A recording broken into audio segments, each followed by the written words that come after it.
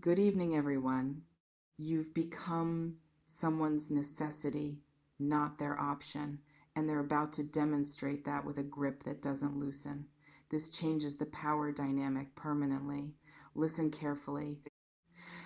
Never going to want to let you go is a specific claim about future attachment, not they like you a lot right now, not they're really into you at the moment. Never, as in no circumstance, no timeline, no version of their future life includes voluntarily releasing you, voluntarily walking away, voluntarily accepting your absence as acceptable outcome. This is someone deciding you're theirs to keep, deciding that whatever you currently are to them, friend, lover, colleague, person they orbit that role, is insufficient, is temporary placeholder for what they actually want, which is you locked in, you committed, you unavailable to anyone else because they've claimed you. And claiming means holding, means not sharing, means structuring their entire existence around ensuring you stay because you leaving would devastate them in ways they're not willing to risk. And this isn't toxic possessiveness necessarily.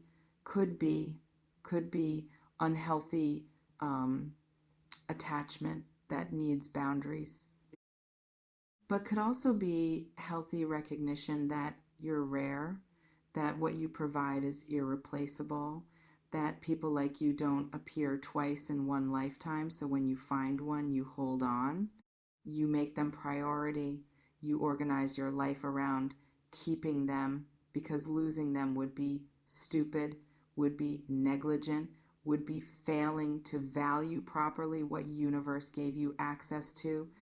The distinction matters.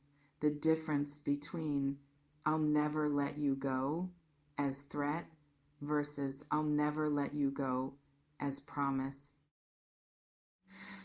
Between controlling grip that suffocates versus committed hold that creates safety. Between possession that objectifies versus devotion that honors. And you'll know which one it is by how they demonstrate the not letting go, by whether their grip respects your autonomy or violates it, by whether their determination to keep you includes your consent or assumes your consent is irrelevant because they've decided you're too valuable to lose regardless of what you want. Let me show you what this person's attachment looks like in practice and what it means for your freedom versus your security. First manifestation, they invest heavily in your relationship.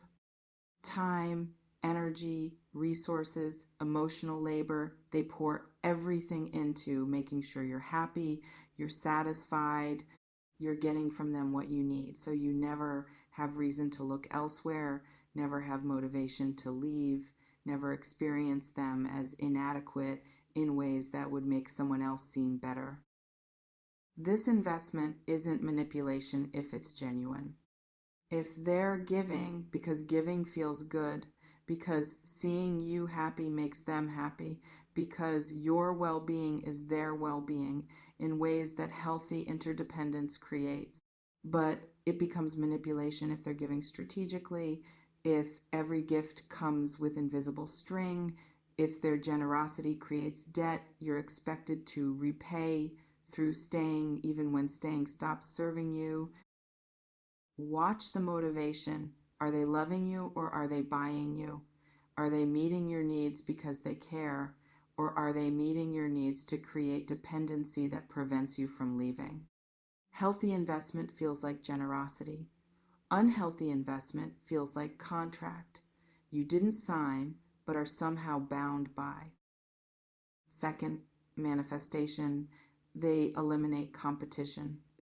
Not violently, not through sabotage necessarily, but through making themselves so indispensable, so perfect for you, so aligned with your needs that anyone else would be downgrade, would be settling, would be accepting less than what they provide. This is actually smart if done ethically. If you want to keep someone, be irreplaceable. Be person they can't imagine replacing because what you offer is too specific, too valuable, too perfectly matched to who they are and what they need. Make yourself the standard against which everyone else gets measured and inevitably falls short.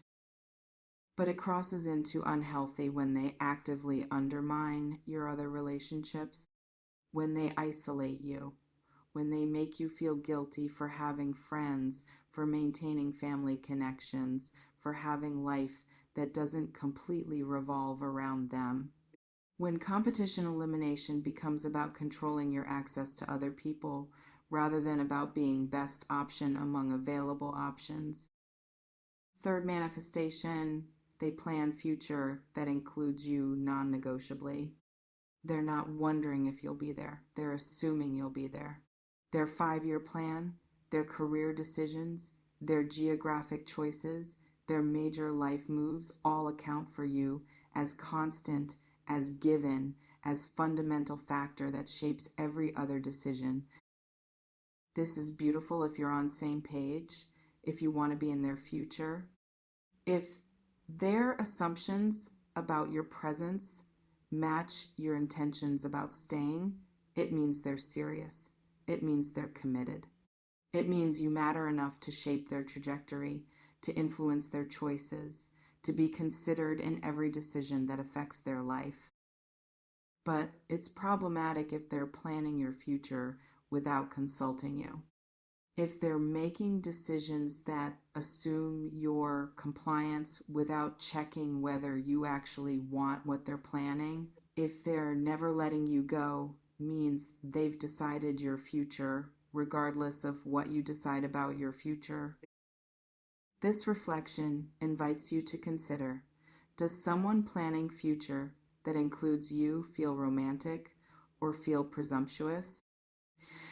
Now, let me address what you should do knowing someone's attachment to you has reached never letting go intensity. First, examine your own feelings.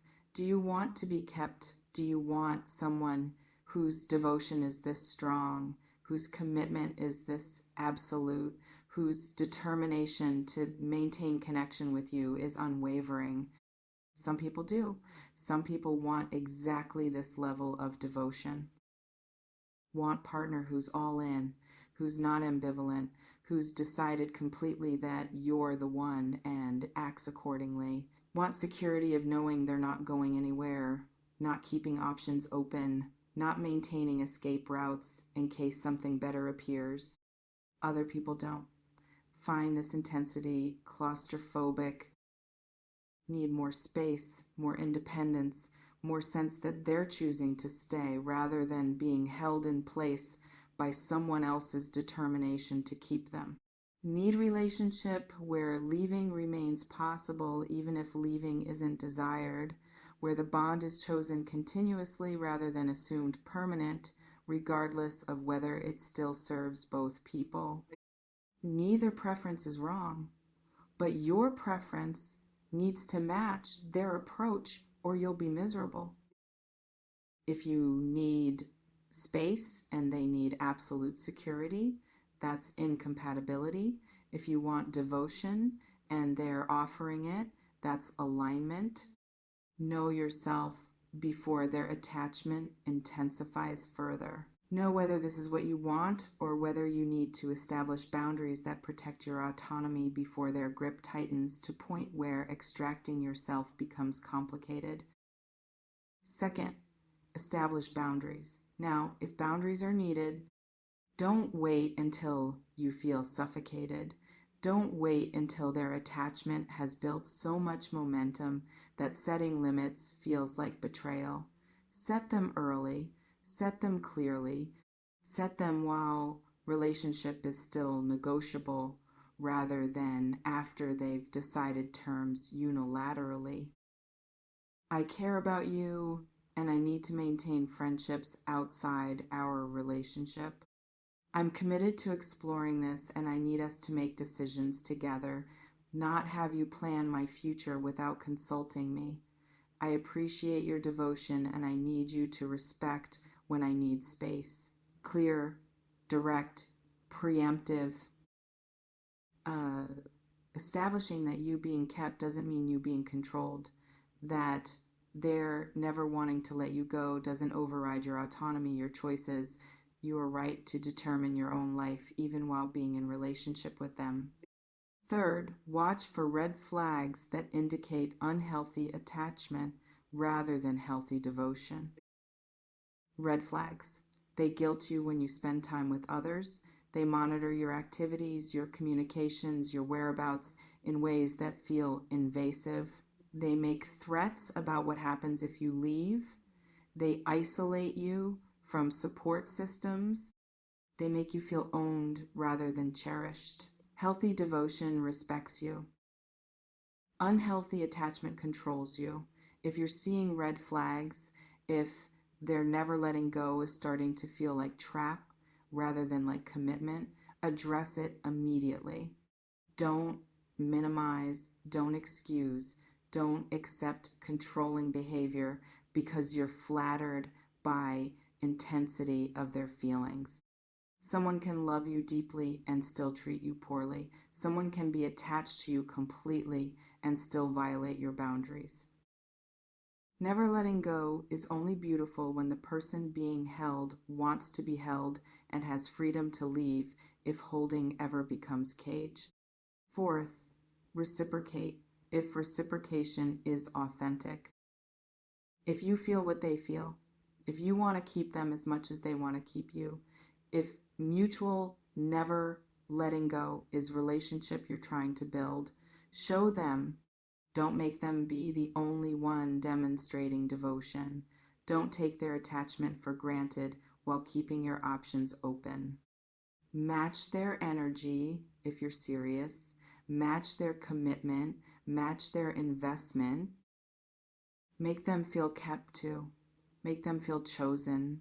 Make them feel like you're as determined to hold on to them as they are to hold on to you, because mutual commitment is partnership, but one-sided commitment is them chasing someone who's not running toward them with equal intensity. This reflection invites you to consider, if someone demonstrated they're never letting you go, would that create comfort or anxiety? Let me address what this means long term if you accept being kept by someone who's never letting go. First, you get stability, rare stability. Stability of knowing someone's commitment isn't conditional on your performance, on your continued perfection, on you maintaining whatever qualities initially attracted them. They've decided you're worth keeping regardless. They're in for a long haul. They're not reevaluating constantly whether you're still best option. They're committed to working through problems rather than using problems as excuse to leave. They're building something designed to last, because lasting is an entire point, is what never letting go means.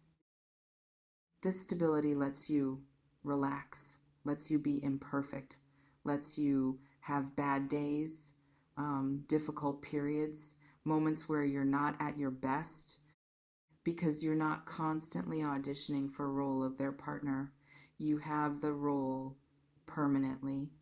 Unless you choose to leave, you're staying not because you're earning right to stay through constant performance, but because they want you to stay regardless of performance. Second, you get depth. Relationships where no one's keeping options open go deeper. You can build more, risk more, be more vulnerable, plan longer term, because foundation is solid, because both people are invested fully rather than keeping emergency exits marked and accessible. This depth creates intimacy that shallow connections never achieve, creates partnership that weathers storms, that would sink relationships where people are half in. Create security that lets you be fully yourself rather than curated version designed to maintain interest. Third, you get pressure, good pressure if you're ready for it. Pressure of being someone's everything, being person they're organizing life around, being responsible for their happiness in ways that light commitment doesn't create. This pressure can be growth inducing, can push you to be better partner, better person, better version of yourself because someone's counting on you. But it can also be crushing if you're not ready for it, if you didn't sign up to be someone's entire world, if you wanted connection without weight of being irreplaceable. This reflection invites you to consider, are you ready for a relationship where someone's never letting go means you're a permanent feature of their existence? Someone is never going to want to let you go. They've decided you're too valuable to risk losing. Their grip is tightening into hold that's meant to last forever. This is compliment if it's healthy. This is concern if it's not. Know the difference. Set boundaries if needed. Reciprocate if warranted. Being kept by someone who adores you is gift when the keeping respects your freedom. Being kept by someone who needs you is trap when the keeping violates your autonomy. You'll know which one you have by how they demonstrate the never letting go, by whether you feel cherished or controlled, by whether their attachment creates safety or creates cage. Pay attention, trust your gut, choose wisely. Someone's never letting go. Make sure that's actually what you want.